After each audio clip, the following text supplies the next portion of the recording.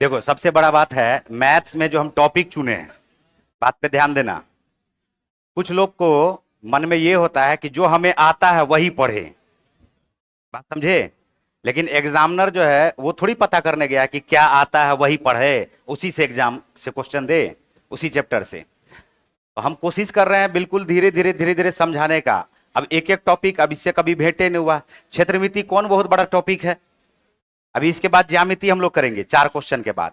लेकिन ध्यान से देखोगे तो बहुत हार्ड क्वेश्चन बिल्कुल नहीं है। रेलवे का ही सारा पूछा गया क्वेश्चन है, चाहे वो एनटीपीसी का हो, ग्रुप डी का हो। और उसी क्वेश्चन को हम यहां पर डिस्कस करा रहे हैं। जहां हमें लग रहा है थ्योरी देना है तो वहां पर हम थ्योरी भी दे रहे हैं। देखो, क्या ये क्वेश्चन हो गया था कल क्या? तो 7 नंबर से स्टार्ट करते हैं। बताओ, देखो कौन भारी क्वेश्चन है, खाली समझो, ध्यान से खाली देखना है। एक कार्यालय के फर्श की बीमा है 5 मीटर गुना 3 मीटर। फर्श की बीमा क्या हो गया? फर्श का मतलब लंबाई चौड़ाई हो गया ना जी, 40 रुपया। कमरे की ऊंचाई ज्ञात कीजिए, कमरे की ऊंचाई ज्ञात कीजिए। यहां पर देखो, ध्यान से सुनो। चारों दीवारों, फर्श पे तो करेगा नहीं पेंट, बोलो करेगा क्या? तो चारों दीवारों का क्षेत्रफल और प्लस छत का क्षेत्रफल। तो छत का क्षेत्रफल वही होगा जो फर्श का होगा। तो बताओ, चारों दीवारों का क्षेत्रफल याद है किसी को? क्या होगा, जल्दी बोलो। दो गुना, दो गुना ऊंचाई, दो गुना लंबाई जोड़, अरे बोलो जल्दी, लंबाई जोड़ चौड़ाई, यही ना होता है। तो दो गुना ऊंचाई और लंबाई जोड़ चौड़ाई, इसी से हम लोग यहां पर पता लगा लिए कि ये हमारे पास क्या है, चारों दीवारों का क्षेत्रफल। छत का भी क्षेत्रफल है, छत में भी पेंट कर रहा है। तो छत में भी पेंट कर रहा है तो एक बार आएगा लंबाई गुना चौड़ाई। अब फर्श में भी पेंट करता तो क्या लिखते? दो गुना लंबाई गुना चौड़ाई लिखते ना। तब तो हो जाता सभी पृष्ठीय क्षेत्रफल। सभी पृष्ठीय क्षेत्रफल क्या हो जाता है बताओ? दो गुना लंबाई गुना चौड़ाई, चौड़ाई गुना ऊंचाई, ऊंचाई गुना, तो ये आ गया इसका पूरा का पूरा क्षेत्रफल जिसको ये पेंट कर रहा है। इसमें किसी को समस्या है बताओ? दो गुना ऊंचाई लंबाई जोड़ चौड़ाई, ये चारों दीवारों का क्षेत्रफल है। और छत का क्षेत्रफल है लंबाई गुना चौड़ाई। अब यहां पर हम लोग क्या करते हैं, ये तो क्षेत्रफल निकल गया। टोटल 1 मीटर स्क्वायर पर 60 रुपया खर्च हो रहा है। तो बताओ, 7440 रुपया अगर खर्च हो रहा है तो कितना मीटर स्क्वायर के लिए खर्च हो रहा है? तो हम यहां से क्या करते हैं, या तो यही लिख दो 7440, अब बट्टे क्या लिख दोगे बताओ? 60। तो जीरो से जीरो देखो कट गया क्या? 6 से काटोगे, 6 से कटेगा। 6 इकाई 6, 6 दूनी 12, 6, 6 चौका। तो ये बताओ कि इसका मतलब है कि 124 मीटर स्क्वायर पर कितना खर्चा हो रहा है? 7440। तो हम यहां पर लगा देंगे 124 मीटर स्क्वायर। कौन भारी बात है बताओ? अब देखो, लंबाई चौड़ाई दिया हुआ है, सिर्फ ऊंचाई नहीं दिया हुआ है। तो लंबाई और चौड़ाई के जगह पे 5 और 3 रखते हैं। 5 और 3 रखोगे तो 5 3 8। इधर हमारे पास देखो ऊंचाई है, एक एक स्टेप को हम समझा रहे हैं। क्या 8 दूनी 16 एच होगा क्या? तो 8 दूनी 16 एच ले लो, 16 एच ले लेते हैं, ठीक है। यहां पर लिख लो 16 एच प्लस लंबाई गुना चौड़ाई है। तो 5 तिया क्या हो जाएगा बताओ? 15। तो 5 तिया आ गया है 15, ये बराबर किसके हो जाएगा? क्या अब इसके बाद तो सिर्फ कैलकुलेशन है। तो 16 एच बराबर हमारे पास आएगा, 124 में से 15 को घटा दोगे, क्या 109 आएगा क्या? अब एच अगर निकालना है तो 16 से ही भाग देंगे। ऑप्शन को ऑब्जर्व करेंगे, यहां 4 है, यहां 3 है, यहां 5 है, यहां क्या है? अब बताओ, 16 छाके 96, 16 सते तो है ही नहीं। तो 16 छाके जैसे ही बोला तो ऑप्शन को ऑब्जर्व करने पर क्या 4 3 5 आएगा क्या? कौन सा संख्या आएगा बताओ? तो डायरेक्ट आंसर हमारा क्या हो जाएगा? 6.8 मीटर। इसमें कोई दिक्कत है, कोई समस्या है तो बताओ।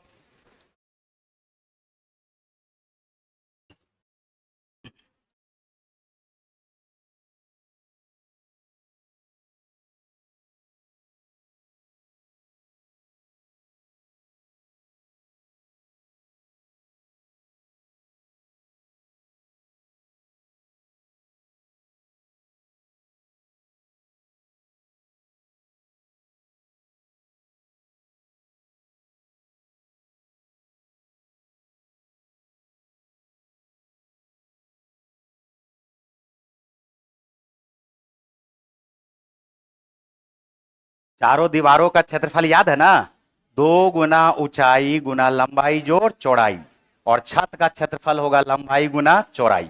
तो कुल आ जाएगा हमारे पास 124। कैसे आया 124? 7440 रुपया खर्च हो रहा है 1 मीटर स्क्वायर पर। 1 मीटर स्क्वायर पर 7440 रुपया खर्च हो रहा है। 1 मीटर स्क्वायर पर 60 रुपया खर्च हो रहा है, तो 7440 मीटर स्क्वायर खर्च होने के लिए हम 60 से जैसे इसको भाग लगाएंगे तो आ जाएगा 124 मीटर स्क्वायर। इसी 124 को इसके बराबर कर दिए, बाकी सॉल्व कर लिए। चले आगे, देखो 8वां नंबर का क्वेश्चन देखो। क्वेश्चन कह रहा है कि एक समानांतर चतुर्भुज है ए बी सी डी, जिसमें एडी और एसी के मध्य बिंदु को मिलाने वाली रेखा की लंबाई 2 इकाई है।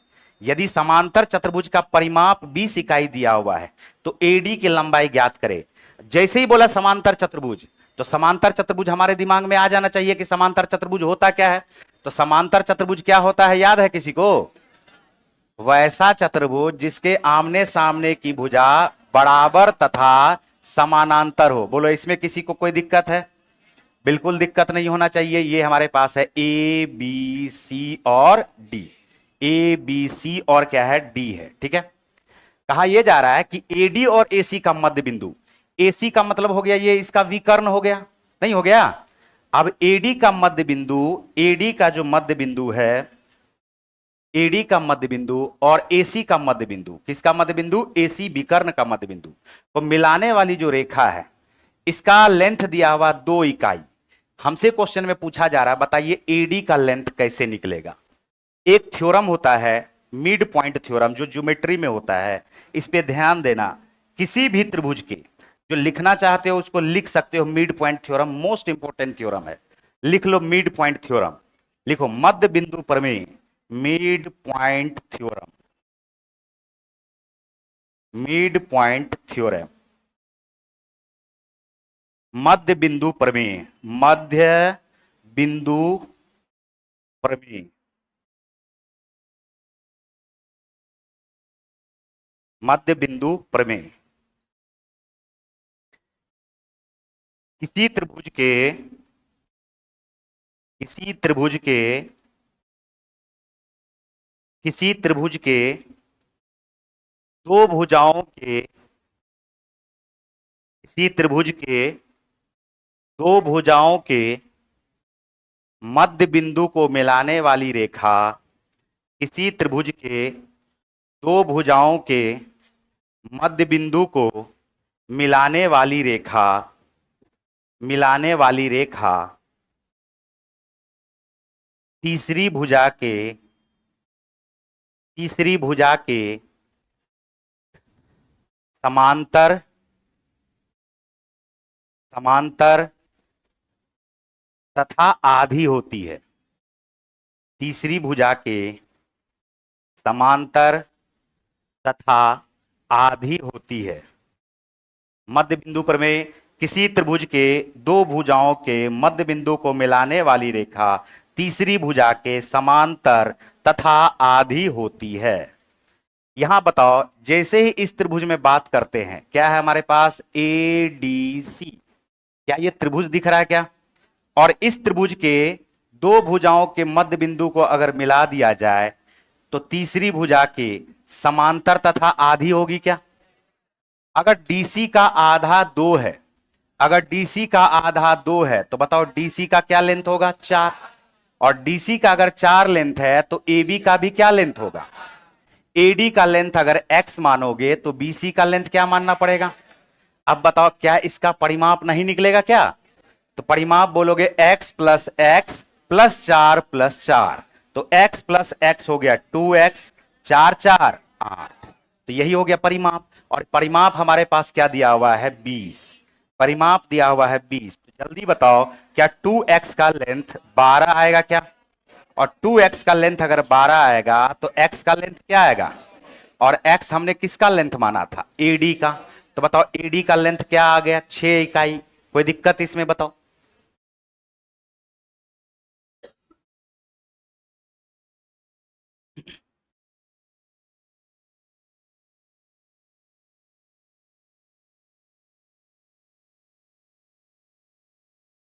है एक्स, हाँ, थेल्स पर में भी इसको बोलते हैं, थेल्स पर में भी बोलते हैं इसको। थेल्स पर में इसलिए बोलते हैं कि थेल्स ने ही इस थ्योरम का खोज किया था, इसलिए इसको थेल्स थ्योरम भी बोलते हैं।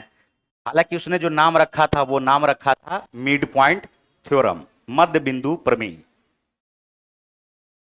बोलो इसमें कोई दिक्कत? बोलो आसान है कि भारी है ये दो दिया हुआ है, डीसी हो जाएगा 4, 4 4 8, 20 में से घटा दिए 12, 12 का आधा, 12 का आधा, उत्तर आ गया 6। चले आगे, 9वें नंबर के प्रश्न पे आइए। क्वेश्चन है, एक मैदान के एक वृत्ताकार रेसिंग ट्रैक बनाया गया है। यदि रेसिंग ट्रैक की बाह्य परिधि और आंतरिक परिधि का अंतर 33 मीटर है तो रेसिंग ट्रैक की चौड़ाई ज्ञात करना है। रेसिंग ट्रैक की चौड़ाई ज्ञात करना है। देखो कितना आसान क्वेश्चन है ये, रेसिंग ट्रैक की चौड़ाई ज्ञात करना है। ये बताओ, बाह्य बाह्य त्रिज्या हम बड़ा आर मान लेते हैं, बाह्य त्रिज्या बड़ा आर मान लिए, और आंतरिक त्रिज्या हम छोटा आर मान लेते हैं। कोई इसमें दिक्कत? अगर इसकी चौड़ाई निकालनी होगी तो चौड़ाई निकालने का मतलब हमें क्या निकालना पड़ेगा, आर माइनस छोटा आर, बाह्य त्रिज्या माइनस आंतरिक त्रिज्या। बोलो इसमें है कोई दिक्कत? अब है क्या कि परिधि, बाह्य परिधि और आंतरिक परिधि का अंतर दिया हुआ है। बाह्य परिधि क्या बोलोगे, 2 पाई आर, बोलो बोलेंगे क्या? और उसमें से आंतरिक परिधि 2 पाई आर को घटा देंगे तो क्या यह 33 आएगा क्या? और हमें जो निकालना है वह क्या निकालना है, आर माइनस आर। तो 2 पाई यहां भी है, 2 पाई यहां भी है, तो क्या 2 पाई को कॉमन ले लें? तो 2 पाई, पाई के जगह पे क्या लिखोगे, 22/7 गुना क्या, आर माइनस आर आ गया क्या? और ये बराबर किसके हो जाएगा, 33 के। 11 से काटोगे 2 बार में कटेगा, 11 से ये 3 बार में कटेगा, 7 को क्रॉस मल्टीप्लाई कर देंगे 3 से, तो 7 तिया क्या हो जाएगा बताओ, 21, 7 तिया 21, और नीचे में क्या है बताओ, 4। अब इसको पॉइंट के रूप में देख लो या फ्रैक्शन के रूप में दिया हुआ है तो फ्रैक्शन के रूप में बदल दो। 4 पंचे 20, क्या 5.1/4 आएगा क्या? आंसर आ गया है ई।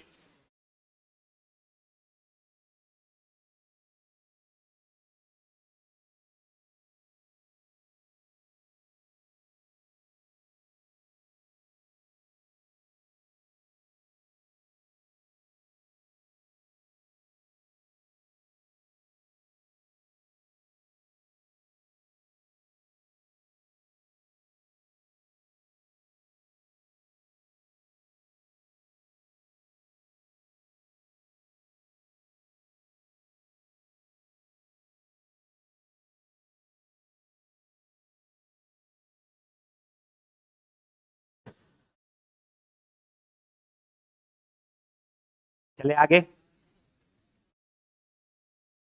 बोलो इसमें कोई दिक्कत? तो ये हमारे पास क्या आ जाएगा, आर, ये हमारे पास क्या आएगा, आर। तो बड़ा आर में से छोटा आर को घटा दोगे तो आर माइनस क्या आएगा, आर। और यही हमें निकालना था। बाह्य परिधि हमारे पास आ गया 2 पाई आर, 2 पाई बड़ा वाला आर माइनस 2 पाई छोटा वाला आर, उसमें से घटा दोगे तो 2 पाई आ जाएगा common, r minus r. R minus r बराबर क्या आ जाएगा, 2 पाई कॉमन लेकर के सॉल्व करोगे तो आर माइनस आर का मान आ जाएगा 5.1/4। चले आगे,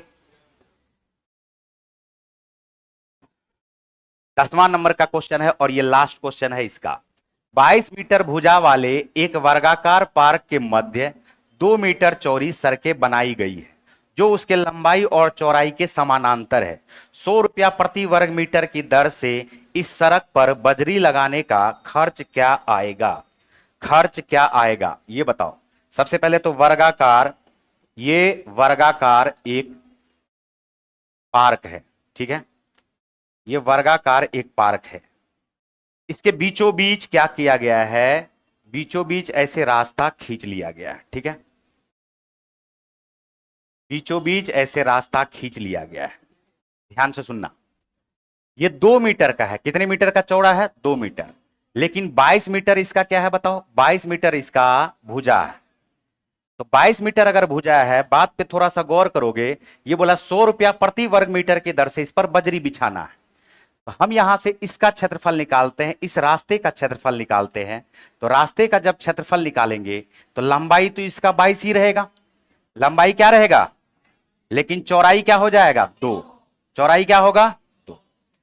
इसी तरह से इसका भी क्षेत्रफल निकालोगे तो लंबाई तो 22 ही रहेगा, चौड़ाई क्या हो जाएगा, 2। लेकिन जब हमने दोनों का क्षेत्रफल कंबाइंड निकाला तो एक बार क्या हुआ कि ये वाला जो क्षेत्रफल है वो दोबारा गिनती हो गया। क्या हो गया, तो हम ऐसा करेंगे कि इसका क्षेत्रफल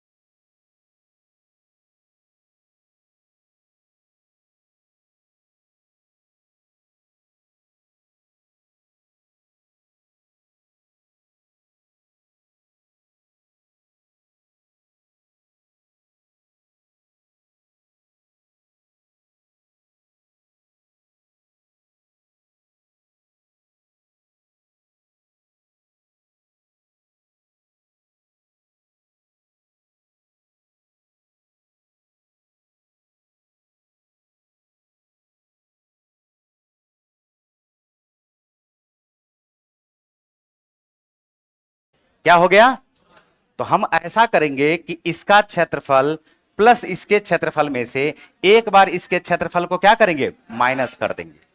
तो पूरे के पूरे रास्ते का क्षेत्रफल आ जाएगा, बोलो। तो हम बोलेंगे 22 गुना 2, 22 गुना क्या हो गया, 2।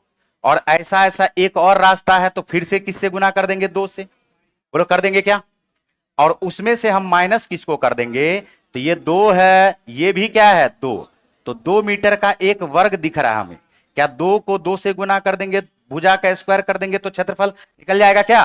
तो 22 दूनी 44 दूनी 88, 88 में से हम 4 को घटा देंगे तो हमारे पास क्या 84 वर्ग मीटर आ गया क्या। अब यहां पर देखो कि 100 रुपया लग रहा है 1 वर्ग मीटर पर, 100 रुपया लग रहा है 1 वर्ग मीटर पे। तो क्या करेंगे, जल्दी बोलो, 100 से कर देंगे गुना, 100 से कर दोगे गुना तो रुपया कितना खर्च होगा इसका, 8400 रुपया खर्च होगा। Option number B.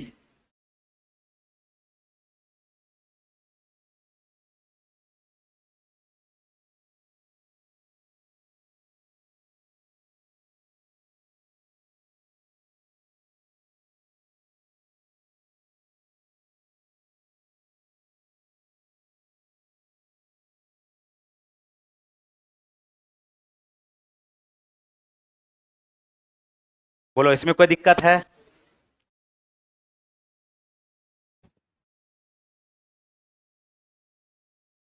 चले आगे। चलो स्टार्ट होगा, अब लिख लिए, इसमें कोई दिक्कत हो तो बताओ।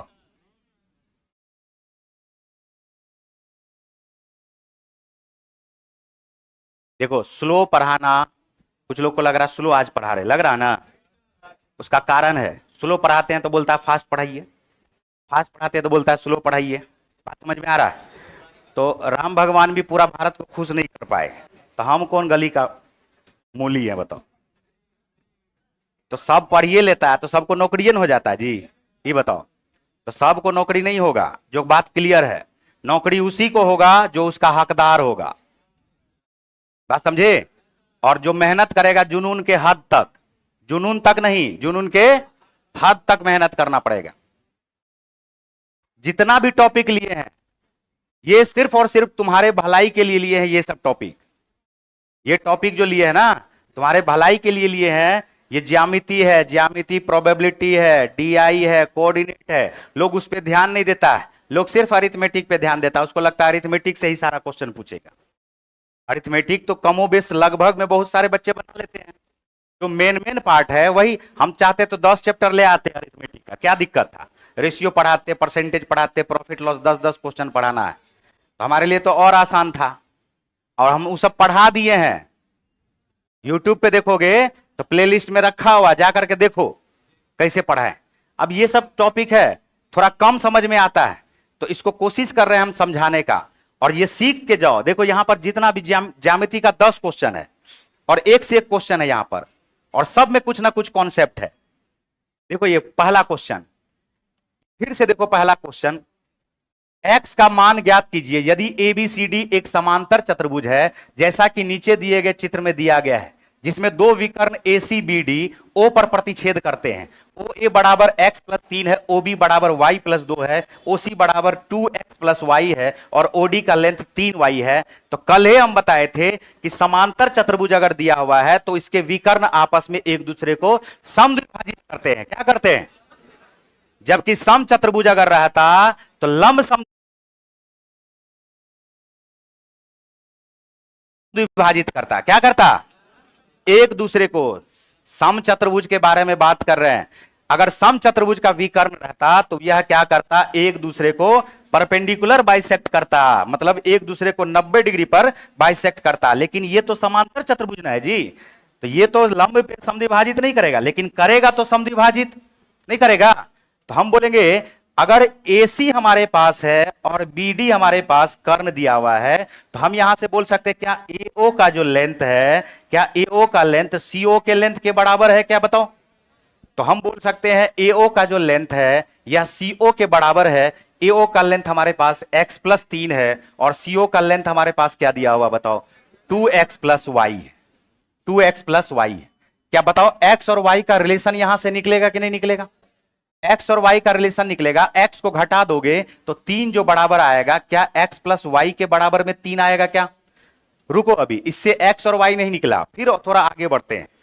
BD है, जैसे ही BD दिया हुआ है तो हम बोलेंगे क्या DO का जो लेंथ है क्या OB के लेंथ के बराबर है क्या? तो DO हमारे पास 3y है और OB हमारे पास DO का लेंथ या OB के बराबर है। तो हम बोलेंगे कि ये जो हमारे पास 3y है यह किसके बराबर है? y प्लस 2 के बराबर है। बोलो बराबर है क्या? y जैसे ही घटेगा तो ये आ जाएगा 2y बराबर 2 के। तो बताओ y का लेंथ क्या आया? a।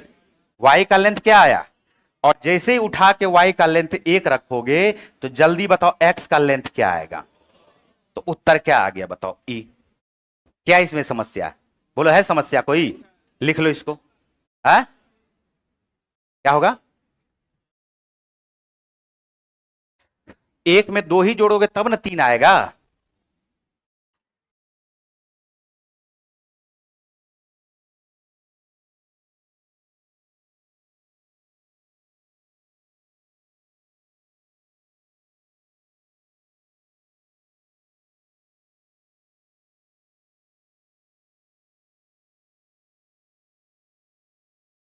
इतना जो कष्ट दे रहा है, उठ के वहां चल जाओ, झूठे से मुंडी को हिला रहा है।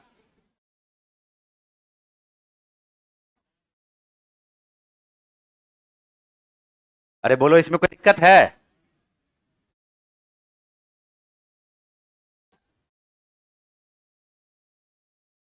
सिर्फ दोनों विकर्ण को समद्विभाजित करता है, एक सिंपल सा कॉन्सेप्ट पे ये क्वेश्चन बन गया। चले आगे, दूसरा नंबर का क्वेश्चन देखो। देखो दूसरा नंबर का क्वेश्चन, बात पे ध्यान देना। देखो अभी जो हम बोल रहे हैं ये हमारे पास क्या है, ए बी सी। जो हम अभी लिखाने जा रहे हैं इसी को बोलते हैं थेल्स प्रमेय, और थेल्स प्रमेय से ही मिड पॉइंट थ्योरम भी निकला। मिड पॉइंट थ्योरम अभी अभी लिखाए थे ना, देखो यहां पर थेल्स प्रमेय हम अभी लिखा रहे हैं, इसको उधर छोड़ो, साइड छोड़ो। कोई किसी भी भुजा के समानांतर अगर एक रेखा खींच दो त्रिभुज के अंदर, किसी भी भुजा के समानांतर, जैसे हमने बीसी के समानांतर खींच दिया है डी, बीसी के समानांतर हमने क्या खींच दिया है, डी। बात पे ध्यान देना, जैसे ही बीसी के समानांतर डी हमने खींच दिया तो देखो होता क्या सब है, दो गो त्रिभुज बना, एक छोटा वाला एडीई और दूसरा त्रिभुज क्या बना है, जल्दी बताओ, बोलेंगे ए बी सी। तो इसमें ए कॉमन है, छोटा वाले में भी और बड़े वाले में भी। और जब दो भुजा समानांतर होता है तो उसके संगत कोण आपस में बराबर होते हैं क्या, संगत कोण आपस में बराबर होते हैं क्या, इसी को ना संगत कोण कहा जाता है जी। इसका संगत कोण ये हो जाएगा, इसका संगत कोण ये हो जाएगा नीचे वाला। तो संगत कोण जब आपस में बराबर हो गए तो कितना ट्रायंगल, कितना एंगल बराबर हो गया दोनों में, बोलोगे तीनों का तीनों एंगल बराबर हो गया, तीनों का तीनों एंगल क्या हो गया। और जब तीनों एंगल बराबर हो गया तो एक रूल है जिस रूल को कहा जाता है ट्रिपल ए का रूल, एंगल एंगल एंगल। जब तीन एंगल बराबर हो जाए, अगर दो भी एंगल बराबर हो गया ना तो तीसरा एंगल अपने आप बराबर हो जाता है, इसीलिए इसको दोनों रूल कहा जाता है, या तो डबल ए का रूल या तो ट्रिपल ए का रूल। तो ट्रिपल ए के रूल से दो त्रिभुज जो हमारे पास है ए बी सी, ये या ए डी सी, ई पहले लिख लेते हैं, ए डी ई, यह समरूप हो जाता है किसके, ए बी सी के। किसके समरूप हो जाएगा, ए बी सी के। और जैसे ही समरूप हो जाता है, जैसे ही दो त्रिभुज समरूप हो जाए तो उसके संगत भुजा का अनुपात बराबर होता है। किसका बराबर होता है, संगत भुजा का अनुपात बराबर होता है। जैसे ए डी ई जो हमने लिखा है, इसका संगत भुजा ए डी, तो इसका संगत भुजा क्या आएगा, ए बी। तो एडी का रेशियो, बात पे ध्यान देना, एडी का रेशियो ए बी के साथ वही होगा जो डीई का रेशियो, डीई का रेशियो बीसी के साथ होगा, जो डीई का रेशियो किसके साथ होगा, बीसी के साथ होगा।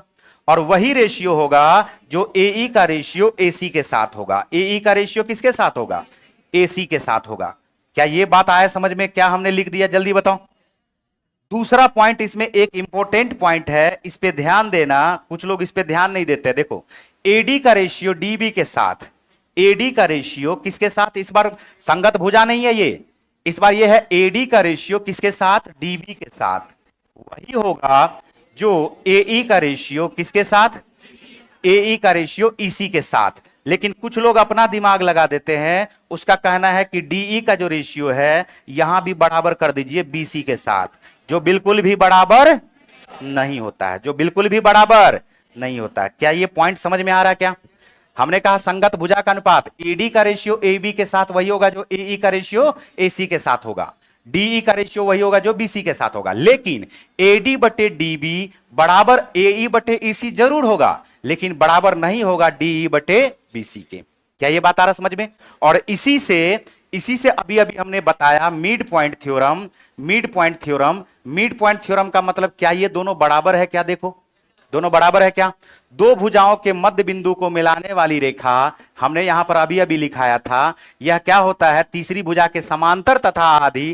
कैसे पता चला, तो यहां पर बात पे ध्यान देना, हमने क्या कहा कि दो भुजा का मध्य बिंदु, ये जो दो भुजा का मध्य बिंदु है, जैसे ही मिलाओगे, अगर एडी हमारे पास एक है और डीबी हमारे पास एक है, ये ए ई हमारे पास एक है और ईसी हमारे पास एक है, ये एक एक कैसे आ गया, जब मध्य बिंदु को मिला रहे हैं तो इसका मतलब है कि एसी का ये आधा होगा, एसी का ये क्या होगा, एसी का एई होगा आधा और ईसी भी क्या होगा, आधा।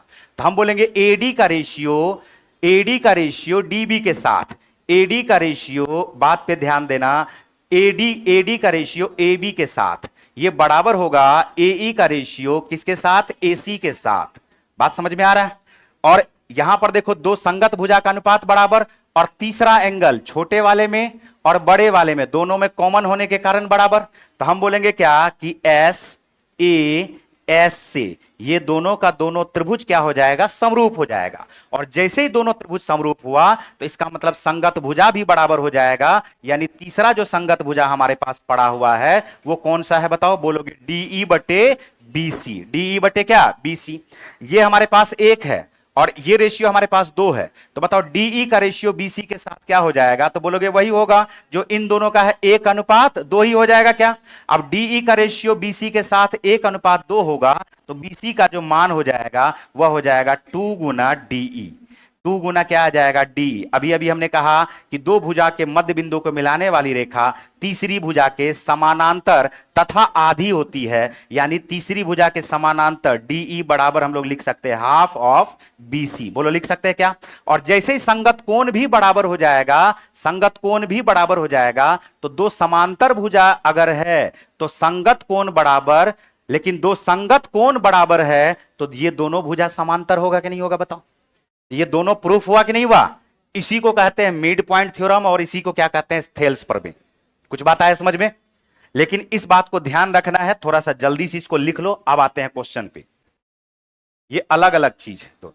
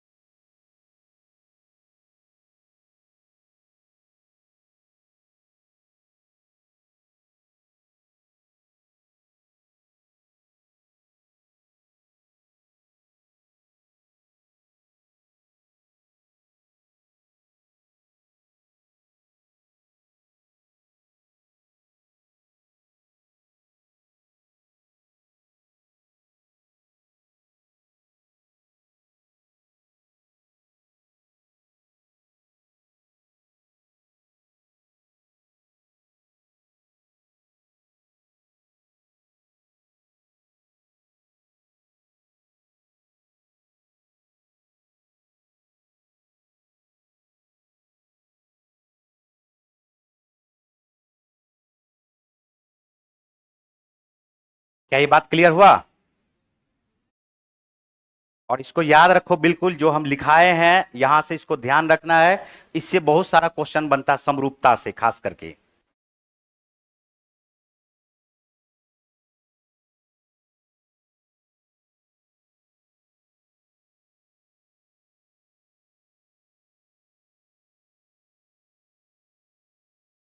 देखो क्वेश्चन खत्म करना मकसद नहीं है, 2 दिन ज्यादा ही लगेगा।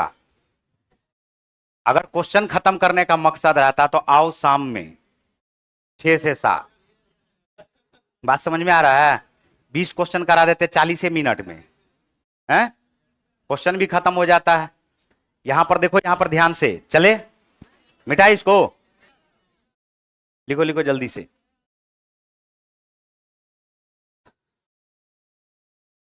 आज और ज्यादा देर पढ़ाएंगे। हाँ आज कहीं जाना नहीं ना है, हाँ ज्यादा देर आज पढ़ाएंगे। क्लासों ने है 11 बजे के बाद, कोई टेंशन नहीं ना, इसको खत्म कर देंगे आज। हाँ SAS का मतलब साइड एंगल, साइड दो साइड बराबर, उसके बीच का इंक्लूडेड एंगल बराबर, दो साइड का रेशियो बराबर, इंक्लूडेड एंगल बराबर। देखो यहां क्या हो रहा है, बीच बीच में कहां से आ जाता है। देखो यहां, अब यही क्वेश्चन हमारे पास दिया हुआ है। दी गई आकृति में ए बी समानांतर किसके है, क्यूपी के। ए बी का लेंथ दिया हुआ x, पी क्यू का लेंथ दिया हुआ x+10 और आर बी का लेंथ दिया हुआ x/2 और बीपी का लेंथ दिया हुआ x+1। तो क्वेश्चन हमसे बाद में पूछ लिया कि x+1 पी क्यू का मान क्या होगा। किसका मान पूछा, पी क्यू का। तो पी क्यू का मान पूछने का मतलब x+10 निकालना। क्या x का मान निकालेंगे। और अभी अभी जो हम प्रमेय बताए हैं, जैसे ही ये बोला कि समानांतर रेखा खींच दिया गया, ये समानांतर है क्या, तो समानांतर रेखा अगर खींच दिया गया तो हमने कहा कि दो त्रिभुज समरूप बनेगा। एक छोटा वाला त्रिभुज ए बी आर है और एक बड़ा वाला त्रिभुज आर क्यू पी है। और अभी अभी हमने एक प्रमेय बताया था कि यहां पर आर बी का रेशियो आर पी के साथ वही होगा जो ए बी का रेशियो क्यू पी के साथ होगा। बोलो, बताए थे। अब कुछ लोग इसको दिमाग में क्या सोचेंगे कि सर आरबी का रेशियो बीपी के साथ वही होगा जो ए बी का रेशियो क्यूपी के साथ। हो पाएगा क्या? अभी बोले थे ना नहीं होगा, उस पर जोर देकर के बोले थे ना कि नहीं होगा बराबर। तो बताओ, बराबर अगर करना है तो क्या, जैसे ही हमने देखा कि ये समानांतर रेखा खींचा हुआ है तो आरबी का रेशियो आरपी के साथ, आरबी का रेशियो हम लिख देते हैं आरपी के साथ वही होगा जो ए बी का रेशियो किसके साथ होगा, क्यू पी के साथ होगा। बोलो होगा क्या? बस मान रखो यहां पर आरबी हमारे पास है x/2 और आरपी हमारे पास होगा इस दोनों का योगफल, इस दोनों का योगफल। तो x प्लस x/2 को जोड़ोगे, ए गो x है, आधा गो x है, तो 1.5 गो x हुआ जी। 1.5 गो x का मतलब 3/2x। क्या ये हमारे पास 3/2x प्लस 1 हो जाएगा क्या? बराबर x ऊपर रखोगे, नीचे क्या रखोगे, x प्लस 10। अब हम इसको सॉल्व करते हैं। जैसे ही हम यहां से इसको आगे मिला दिए तो 2 1 में गुना होकर के 2 में बदल जाएगा। नहीं होगा? 2 1 में गुना होकर किस में बदल जाएगा, 2 में।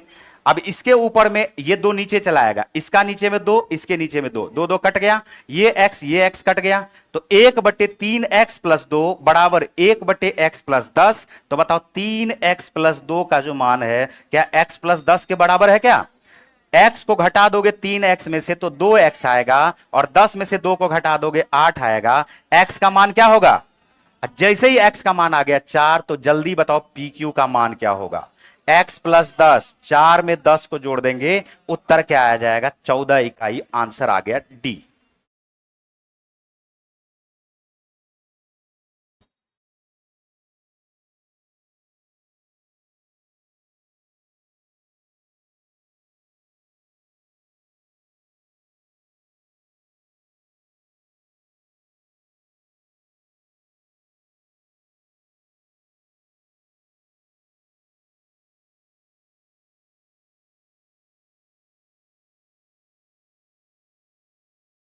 एक्स एक्स काट दोगे, 2 2 काट दोगे। एक स्टेप और लिख दिया।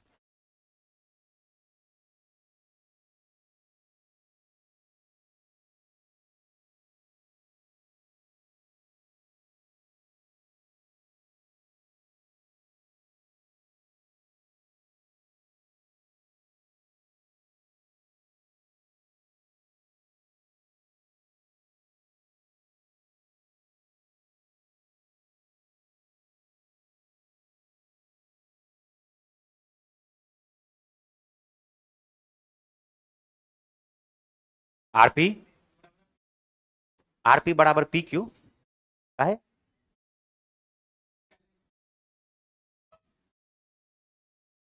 थेल्स प्रमेय लगाओ ना सीधा। आरपी बराबर पी क्यू के क्यों होगा? पी क्यू के तब होता जब ये दोनों समद्विबाहु त्रिभुज होता। समद्विबाहु त्रिभुज कहां है? रेशियो अलग चीज है, बराबर होना अलग चीज है। रेशियो अलग चीज है, बराबर होना अलग चीज है। अरे इसमें कोई दिक्कत है क्या? ये समझ में आया ना कि अभी अभी थेल्स प्रमेय बताया आरबी का रेशियो आरपी के साथ वही होगा जो ए बी का रेशियो क्यूपी के साथ होगा। बात खत्म। चलो अगले क्वेश्चन पे आते हैं। तीसरा नंबर देखो, देखो तीसरा नंबर का क्वेश्चन, तीसरा नंबर का क्वेश्चन है। फिर देखो दो समरूप त्रिभुज दे दिया। जब भी दो समरूप त्रिभुज हो, एक चीज और सुन लो, जब भी दो त्रिभुज समरूप हो, अगर ये हमारे पास दिया हुआ है, अगर ये हमारे पास दिया हुआ है, दो ट्रायंगल है, ये है ए बी सी, ये हमारे पास है डी ई एफ। दो त्रिभुज तब समरूप होता है जब इसका संगत कोण बराबर, ए बराबर डी के, बी बराबर ई के, सी बराबर एफ के। संगत भुजा बराबर, संगत भुजा का अनुपात बराबर ए बी बटे ए ई बराबर बी सी बटे ई एफ बराबर ए सी बटे डी एफ। तो इस कंडीशन में ये दोनों त्रिभुज क्या कहलाता? समरूप। और जब भी समरूप हो जाएगा तो याद रखना, किसी भी कोरस्पॉन्डिंग साइड का रेशियो साइड का रेशियो तो बराबर होगा ही होगा, साइड का रेशियो तो बराबर होगा ही होगा। ए बी का रेशियो डीई के साथ, बीसी का रेशियो ईएफ के साथ, ये एसी का रेशियो डीएफ के साथ, ये तो बराबर होगा ही होगा। इसमें कुछ खींच दो, सबका रेशियो सेम ही आएगा। कुछ खींचने का मतलब ये नहीं कि इसका हम माध्यिका खींच रहे हैं और इसका हम शीर्षलंब खींच रहे हैं। इसका माध्यिका M1 है तो इसका माध्यिका क्या होगा, मान लो M2, तो दोनों का माध्यिका का भी रेशियो वही होगा, सेम। बात कुछ आ रहा समझ में? शीर्षलंब अगर खींच दोगे, यहां से अगर शीर्षलंब खींच देते हैं, अगर शीर्षलंब खींच देते हैं A1 और शीर्षलंब यहां से खींच देते हैं A2, तो इसका भी रेशियो वही होगा, A1 बटे A2। कुछ भी खींच दोगे इसके अंदर, लेकिन दोनों सेम चीज होना चाहिए। ऐसा नहीं कि इसका माध्यिका इसका एल्टीट्यूड खींच दिए, इसका माध्यिका तो इसका भी माध्यिका, इसका एल्टीट्यूड तो इसका भी एल्टीट्यूड। और साथ साथ एक बात और याद रखना, परिमाप किसका, एबीसी का, परिमाप एबीसी का, परिमाप डीईएफ का, ये इसका भी जो रेशियो होगा वो भी क्या होगा, सेम ही होगा। तो जो रेशियो भुजा का होगा वही रेशियो इसके परिमाप का भी होगा, वही रेशियो इसके। लेकिन क्षेत्रफल का जो रेशियो होगा, क्षेत्रफल का जो रेशियो होगा वो इसके भुजा के स्क्वायर के रेशियो के बराबर होगा, भुजा के स्क्वायर के रेशियो के बराबर होगा। एरिया ऑफ ट्रायंगल एबीसी, अब बट्टे क्या लिख दोगे, एरिया ऑफ ट्रायंगल डीईएफ। और जो इसके भुजा का रेशियो होगा वो इसके परिमाप का रेशियो होगा, जो इसके भुजा का रेशियो होगा वही इसके परिमाप का भी रेशियो होगा। क्या कुछ बात आ रहा समझ में, क्या बोल रहे हैं? जो इसके भुजा का रेशियो होगा वही इसके परिमाप का भी रेशियो होगा, लेकिन एरिया यानी क्षेत्रफल का जो रेशियो होगा वह इसके भुजा के स्क्वायर के रेशियो के बराबर होगा, भुजा के स्क्वायर के रेशियो के बराबर होगा। इतना बात ध्यान में रखना। क्वेश्चन बोला दो समरूप त्रिभुज के परिमाप हैं PQR और XYZ क्रमशः दिया हुआ है। दो त्रिभुज है, देखो हम यहां पर लिखते हैं, दोनों त्रिभुज है, एक त्रिभुज है PQR और एक त्रिभुज हमारे पास है XYZ। ठीक है, कहा जा रहा है इसके परिमाप का रेशियो, तो बोलो जो परिमाप का रेशियो होगा वही इसके भुजा का भी रेशियो होगा क्या? तो परिमाप दिया हुआ है, इसका परिमाप दिया हुआ है, परिमाप हमारे पास दिया हुआ 48 सेंटीमीटर, 48 सेंटीमीटर, और इसका दिया हुआ है 24 सेंटीमीटर। कहा जा रहा है यदि XY का रेशियो 12 है, XY का रेशियो 12 है तो PQ का रेशियो ज्ञात करना है। हमने कहा परिमाप का रेशियो वही होगा जो इसके भुजा का रेशियो होगा, तो 24 इकाई 24, 24 दूनी 48, तो परिमाप 48 24 है, तो भुजा का रेशियो क्या होगा, 2:1। अब देखो कोरस्पोंडिंग भुजा है, कोरस्पोंडिंग में इस XY का संगत भुजा कौन सा होगा, XY का संगत भुजा कौन सा होगा, XZ का संगत भुजा कौन सा होगा, QR का संगत भुजा कौन सा होगा। अगर XY हमारे पास दिया हुआ है तो निकलेगा तो इधर PQ का ना मान, और XY दिया हुआ है 12, तो बताओ PQ का मान क्या निकलेगा, 12 दूनी, उत्तर आ गया 24 सेंटीमीटर।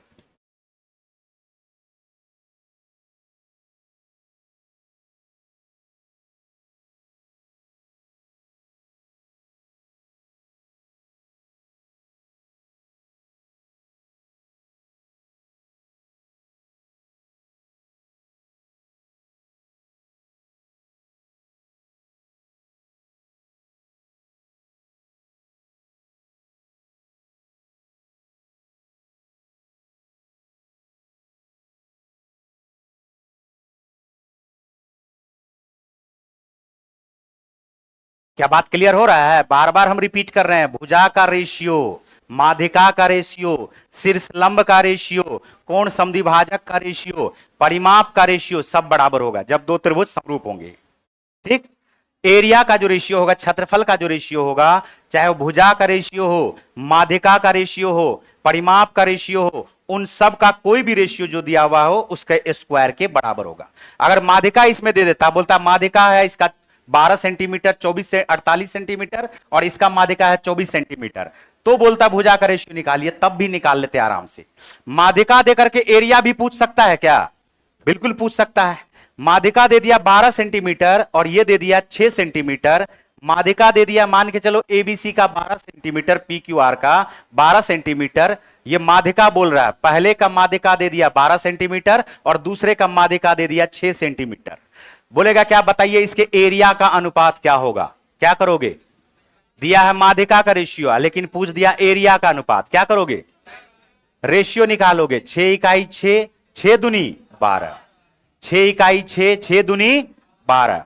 तो ये आ जाएगा हमारे पास माध्यिका का रेशियो 2:1। तो माध्यिका का रेशियो अगर 2:1 आ गया तो बताओ भुजा का रेशियो भी क्या होगा? तो एरिया का रेशियो क्या होगा? 2 दूनी 1 इकाई ए, तो भी रेशियो निकल जाएगा।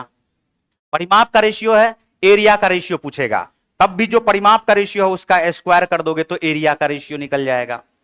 अरे कुछ बात आ रहा है दिमाग में? सही सही बताओ, कुछ बात आ रहा दिमाग में? चले आगे।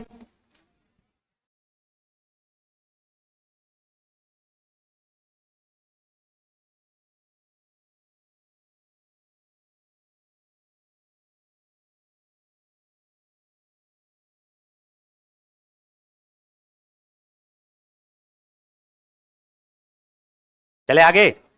चौथा नंबर देखो, √3 इकाई वाले भुजा की एक समबाहु त्रिभुज के परिवृत्त की त्रिज्या क्या है? अब देखो ये परिवृत्त की त्रिज्या है। अब इसका कॉन्सेप्ट बहुत है, यहां पर इसका कॉन्सेप्ट बहुत है। परिवृत्त किसको कहा जाता है, अंतःवृत्त किसको कहा जाता है, पहले तो ये बात मालूम होना चाहिए। कोई भी त्रिभुज है, किसी भी त्रिभुज है, बात पे ध्यान देना, किसी भी त्रिभुज के किसी भी त्रिभुज के किसी भी त्रिभुज के बात पे ध्यान दो, क्या बोल रहे हैं? किसी भी त्रिभुज के angle bisector A B C, कोण समद्विभाजक रेखा, क्या बोल रहे हैं? बात पे ध्यान दो, कोण समद्विभाजक रेखा, किसी भी त्रिभुज के कोण समद्विभाजक रेखा, किसी भी त्रिभुज के तीनों कोण समद्विभाजक रेखा, क्या बोल रहे हैं? तीनों कोण समद्विभाजक रेखा जिस बिंदु पर मिलते हैं, जिस बिंदु पर मिलते हैं उस बिंदु को कहा जाता है इन सेंटर या अंतः केंद्र। क्या कहा जाता है इसको? इन सेंटर, या क्या कहा जाता है इसको? अंतः केंद्र। बात समझ में आ रहा? तो किसी भी त्रिभुज के तीनों एंगल बाइसेक्टर जिस पॉइंट पर मिलते हैं उस पॉइंट को क्या कहा जाता है? इन सेंटर या अंतः केंद्र। और अंतः केंद्र को बात पे ध्यान देना, अंतः केंद्र अगर हमारे पास दिया हुआ है तो इसको केंद्र मान करके तीनों भुजाओं को टच करते हुए एक वृत्त खींचा जा सकता है जिसे कहा जाता है अंतःवृत्त। क्या कहा जाता है? यह हुआ अंतः केंद्र। अंतः केंद्र कैसे बनता है, जल्दी बोलो? तीनों कोण समद्विभाजक रेखा जिस बिंदु पर मिलते हैं उस बिंदु को क्या कहा जाता है? अंतः केंद्र, इन सेंटर। ठीक, और इसको केंद्र मान करके त्रिभुज के तीनों भुजाओं को टच करते हुए एक वृत्त खींचा जा सकता है जिसे कहा जाता है अंतःवृत्त। क्या कहा जाता है इसको? अंतःवृत्त, इन सर्किल। ठीक है, और तीनों भुजाओं को जब टच करते हुए खींचा जा सकता है तो ये बताओ क्या ये इसको रेडियस बोलेंगे, क्या त्रिज्या बोलेंगे, क्या बोलेंगे इसको?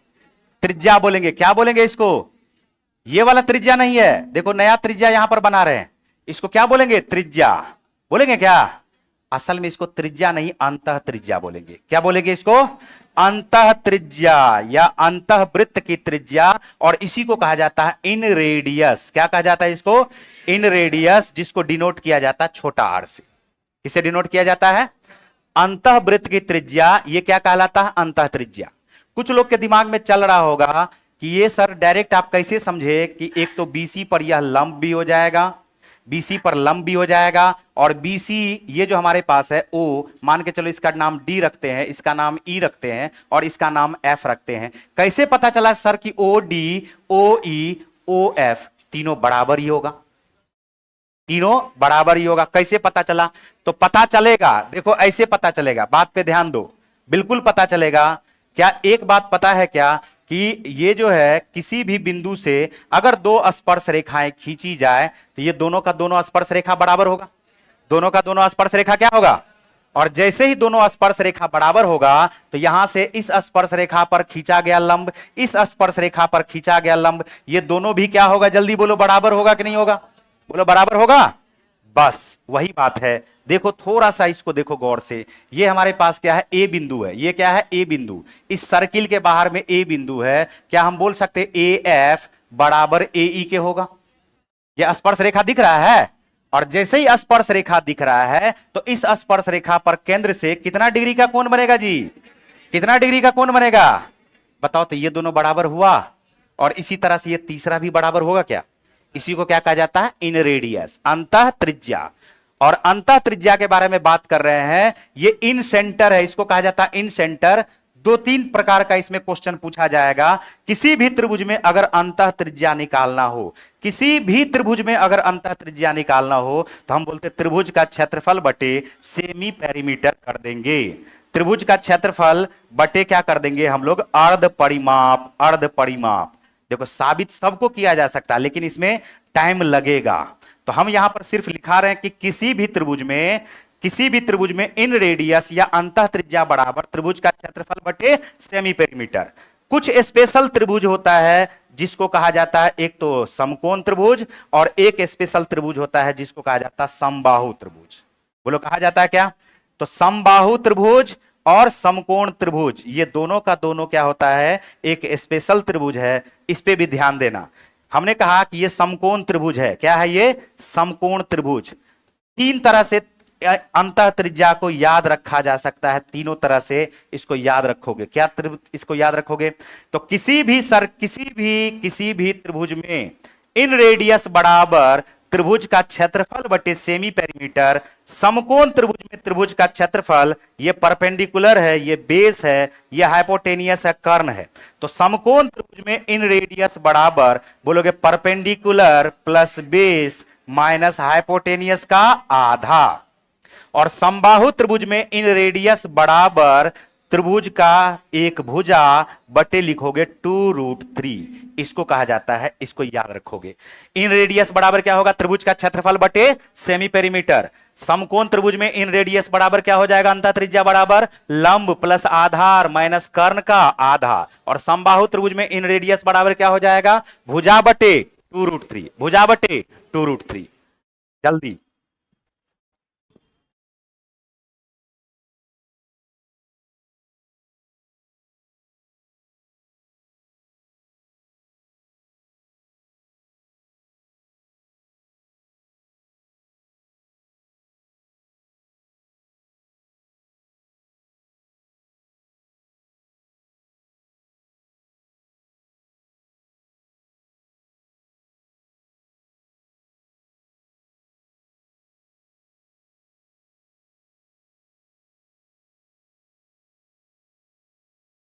ये हमने बताया है इन रेडियस के बारे में, अंतः त्रिज्या के बारे में। ये हमने बताया है अंतः त्रिज्या के बारे में।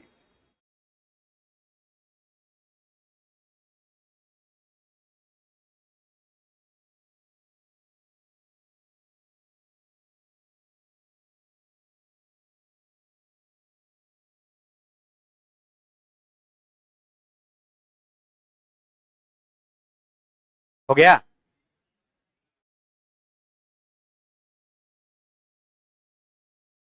देखो बहुत सारा थ्योरम है जिसको प्रूफ करते करते टाइम लग जाएगा। 15 गो थ्योरम है, इसमें अकेला 15 गो थ्योरम है। अभी जो जरूरत है हम उसको बता रहे हैं, जो ज्यादा पूछा है क्वेश्चन उसको बता रहे हैं।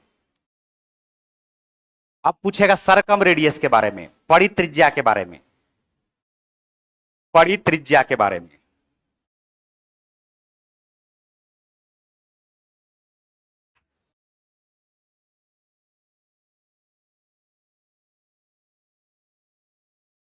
ठीक है, हो गया?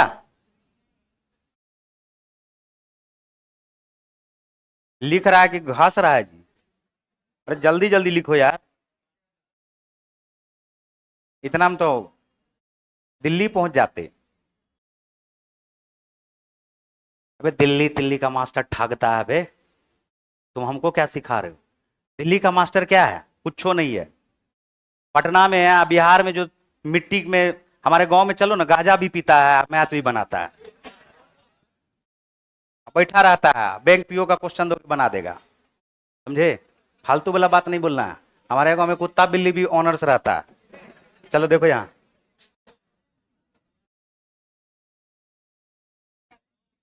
हाँ, अरे सही बोल रहे तुमको। ये जो गांव तुमको कहा बताएंगे, बिहार। बिहार है, समझ रहे हो ना? सब यहीं से सीख के गया है, समझे? जो दिल्ली में पढ़ा रहा है, जो कोटा में पढ़ा रहा है, जो फलना जगह पढ़ा रहा है, सब यहीं से सीख के गया है।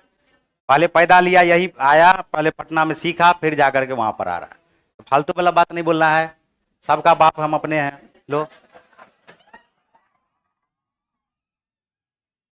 देखो, एक त्रिभुज है, कोई भी त्रिभुज है, सुनो ध्यान से। एक होता है लंब समद्विभाजक रेखा। कौन सा होता है? लंब समद्विभाजक रेखा। ऐसा बिंदु जिससे सामने वाली भुजा को बाइसेक्ट भी कर दे, समद्विभाजित भी कर दे, और इस पर लंब भी हो। क्या हो? लंब भी। तो इस रेखा को कहा जाता है लंब समद्विभाजक रेखा। क्या बात बोल रहे हैं? ध्यान से सुनो। इस बिंदु से किसी बिंदु से सामने वाली भुजा को समद्विभाजित भी कर रहा है और लंब भी खींच रहा है। सामने वाली भुजा को समद्विभाजित भी कर रहा है और लंब खींच रहा है। सामने वाली भुजा पर यह लंब भी है और समद्विभाजित भी कर रहा है। तो इस कंडीशन में इस बिंदु को केंद्र मानते हुए, बात पे ध्यान दो, इस बिंदु को केंद्र मानते हुए एक यहां पर चाप रख करके इस त्रिभुज के शीर्ष से, त्रिभुज के तीनों शीर्ष से एक वृत्त खींचा जा सकता है, जिसे कहा जाता है परिवृत्त। क्या कहा जा सकता है इसको? क्या कहा जाएगा इसको? परिवृत्त। तो एक हुआ अंतःवृत्त जो भुजा को टच कर रहा था, और एक हमारे पास क्या हो गया? परिवृत्त। क्या हो गया? परिवृत्त हो गया। बात पे ध्यान देना, ये हमारे पास है। देखो एक बात और बताओ, अगर हमारे पास ये दोनों बराबर है, ये लंब खींचा हुआ है, तो किसी भी बिंदु से, इस भुजा के किसी भी बिंदु का बारे में बात कर रहे हैं, इस बिंदु से इस पॉइंट को मिला दो, ठीक है? और इसी बिंदु से इस पॉइंट को मिला दो, इसका नाम रख लो P। तो PA बराबर हो जाएगा PB के। PA बराबर किसके हो जाएगा? PB के। देखो ये हमारे पास है D। AD बराबर किसके? DB के। AD बराबर, और दोनों में PD कॉमन होने के कारण बराबर, अरे दोनों में PD कॉमन होने के कारण बराबर, और इसके बीच का जो एंगल है कितना डिग्री है? तो S यानी भुजा, A एंगल, भुजा, भुजा कोण, भुजा, भुजा कोण, भुजा। क्या दोनों त्रिभुज सर्वांगसम हो जाएगा? क्या इस बार सर्वांगसम हो गया? क्या हो गया? और जैसे सर्वांगसम हुआ तो हम बोलेंगे PA बराबर किसके? PB के। PA बराबर किसके? Q से खींच दो A और Q से खींच दो B, तो QA बराबर किसके? QA बराबर किसके? बस बात जो समझाना था, अब ये देखो हम समझा रहे हैं। यहां से जैसे हमारे पास ये A है, B है और क्या है? C है। हमने कहा कि इस दोनों को मिला दो, इस दोनों को मिला दो। ये AO, इसका नाम S रख लेते हैं S, इसका नाम BS और CS। बात पे थोड़ा गौर करना। मेरे कहने का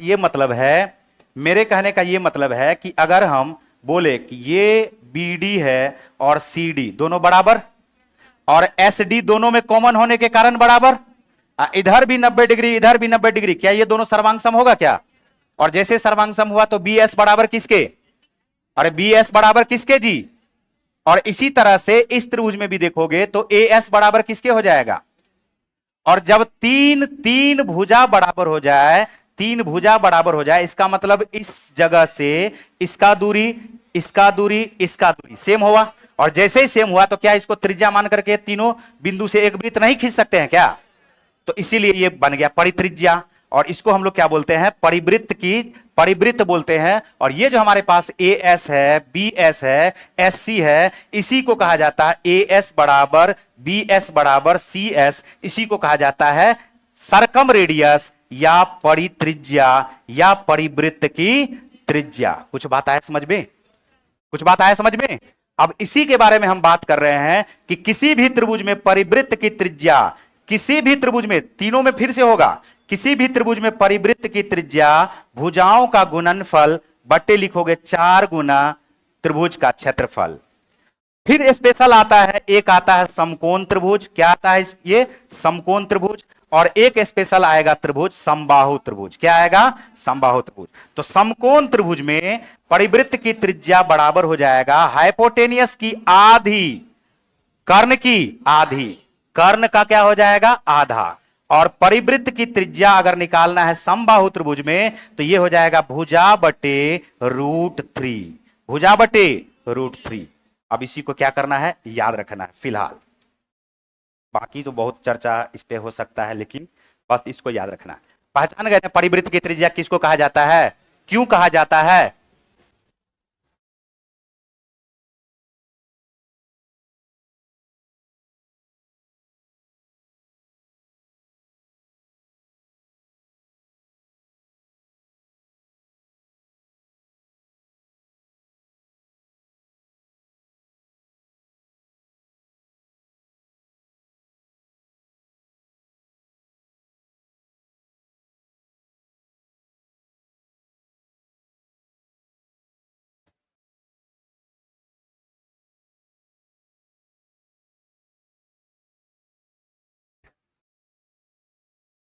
तो तीनों याद हुआ?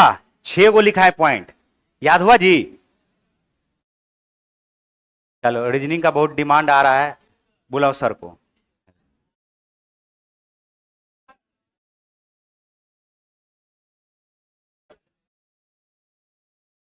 एक सवाल बनवा देते, ये वाला सवाल बनवा देते हैं।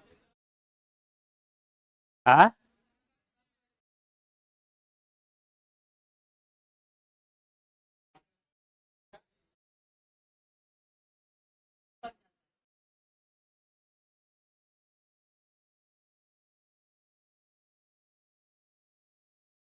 हो गया?